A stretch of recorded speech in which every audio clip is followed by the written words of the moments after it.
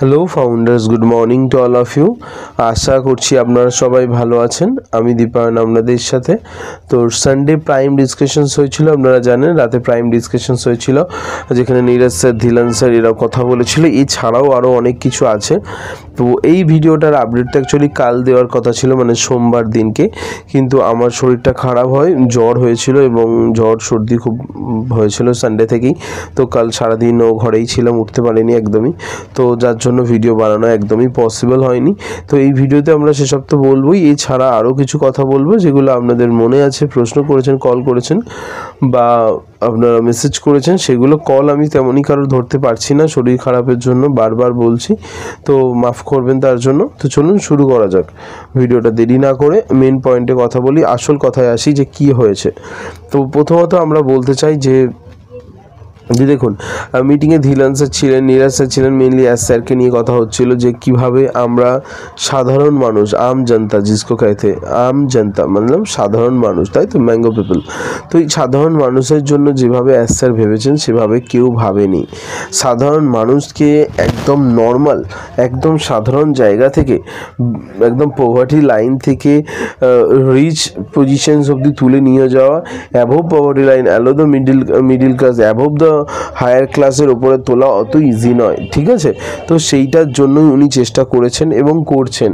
একটা সাধারণ মানুষের মাইন্ডসেট সবসময় কিন্তু একটা বড়লোক বা কোটিপতি বা আরবপতি বা একটা রিচ পিপলের থেকে সম্পূর্ণ 100% আলাদা হয়, ঠিক আছে। একটা বড়লোক কখনো সেইভাবে ভাববে না যেভাবে একটা গরিব ভাবে, বা একটা গরিব যেভাবে ভাবে সে কখনো বড়লোকের মতো ভাবতে পারবেই না।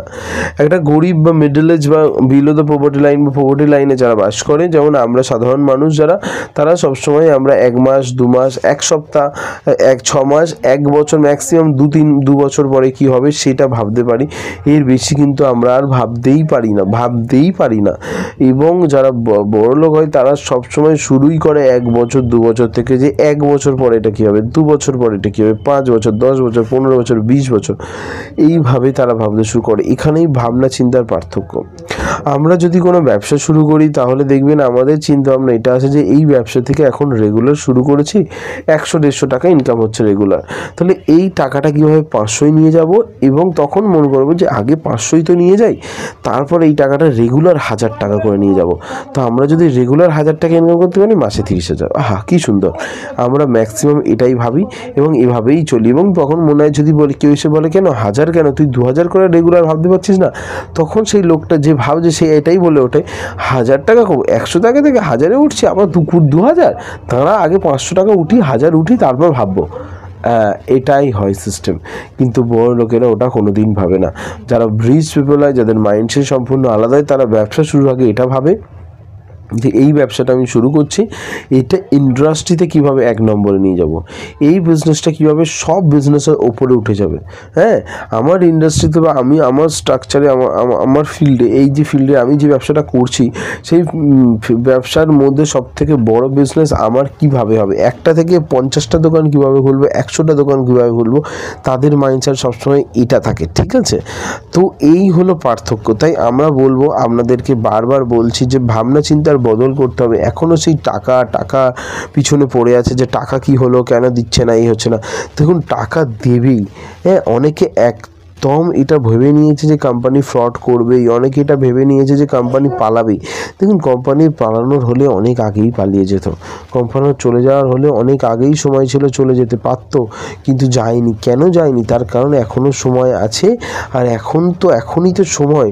কোম্পানি একসাথে অনেক রকম প্রজেক্টে কাজ করছে, যার জন্য কোম্পানি মানে অত কিছু বলতে আসারও সময় হয় না। এবং এই যে নীরবতা, এই যে শান্ত, সব কিছু কোনো খবর নেই, কিছু না, আপডেট নেই, তার পিছনে নির্দিষ্ট কোনো অবশ্যই কারণ আছে, নির্দিষ্ট কোনো কাজ চলছে ব্যাকএন্ডে, যার জন্যই এরকম চুপচাপ, বা খুব একটা জরুরি কাজ চলছে যার জন্যই চুপচাপ।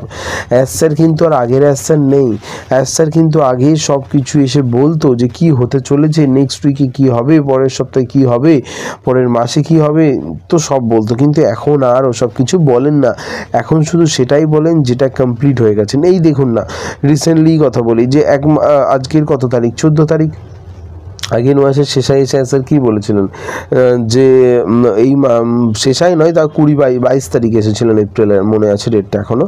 তো 22 তারিখে সেটাই বলেছিলেন যে এই মাসের মধ্যে কোনো একটা আপডেট পাওয়া যাবে, যে এপ্রিলের 22 তারিখ থেকে যদি আমি হিসেব করতে থাকি তাহলে দেখুন যে বলা হয়েছিল যে এপ্রিল মাসের শেষের মধ্যে কিছু একটা আপডেট পাবো, এবং এপ্রিলের পরে মে, রাইট? তো এটা মেয়ের 14 তারিখ, তো মে মাসের মিডল নাগাদ আমরা কিছু একটা আপডেট পাবো, রাইট?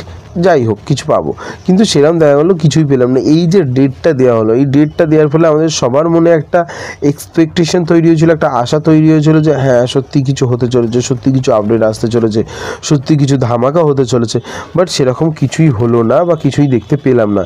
এর ফলে কী হলো, মানুষের আশা ভঙ্গ হলো, মানুষ আরও ডিমোটিভেটেড হয়ে পড়লো, আরও খারাপ হলো একটা ব্যাপারটা, একটা মানুষের মনে একটা শঙ্কা, ভয়, একটা মানে একটা আশা ভঙ্গের কষ্ট, দুঃখ তৈরি হলো, রাইট?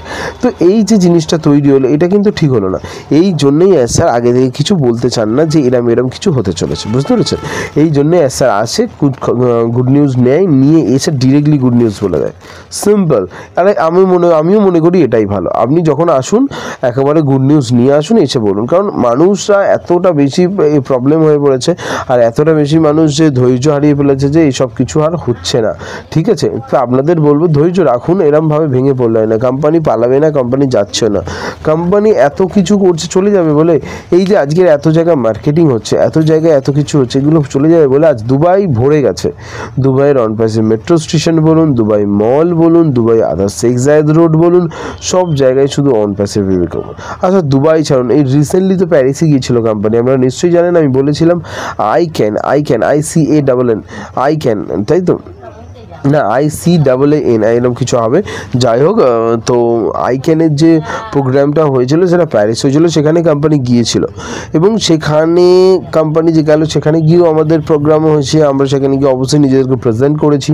তো এরকম অনেক কোম্পানি গিয়েছিল। তো এটা আপনাকে বুঝতে হবে যে কোম্পানি যত ফেলছে, কোম্পানি যত ছড়িয়ে পড়ছে, তত কিন্তু আমাদের টার্গেটেড ট্রাফিকের পরিমাণটা বাড়ছে।